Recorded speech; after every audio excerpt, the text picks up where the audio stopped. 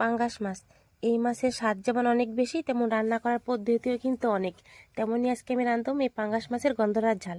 আর এই গন্ধরাজ ঝাল রান্নাটা এমনই সহজ যে কেউ কিন্তু অনায়াসে রাঁধতে পারবে।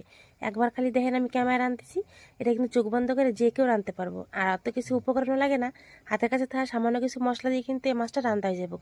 প্রথমে আদা, জিরা, রসুন, কাঁচা লঙ্কা, পেঁয়াজ বাটা দিয়ে তার মধ্যে কোচারা পেঁয়াজ, স্বাদ মতো নুন, হলদি আর লঙ্কার গুঁড়ি, অল্প একটু কাঁচা তেল, গরম মশলা দিয়ে ভালো করে মাছটা মাখাই নিয়ে কড়াইতে কড়া করে সরষের তেল গরম করে মাছটা সাজাই দিয়া উপর থেকে বাড়তি মশলাটা দিয়া 1 কাপ মতো জল সাথে দিয়া নাড়াচাড়া দিয়ে আস্তে করে থালে রেখে তুমি 10 মিনিটের নিয়ে 10 মিনিট পরে যখন থালটা নামাবো তখন তো আপনারা দেখলে অবাক হয়ে যাবেন।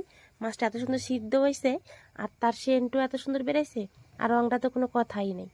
উপর থেকে ধনিয়া পাতা কুচি আর গন্ধরাজ পাতা দিয়ে কিন্তু নাড়াচাড়া নামাই দিলেই রেডি। এনে কিন্তু গন্ধরাজ লেবু রস কোনো মতেই দেওয়া যাবে না, পাতাটাই দিতে হইব। এবার গরম গরম পরিবেশন করেন গন্ধরাজ ঝাল।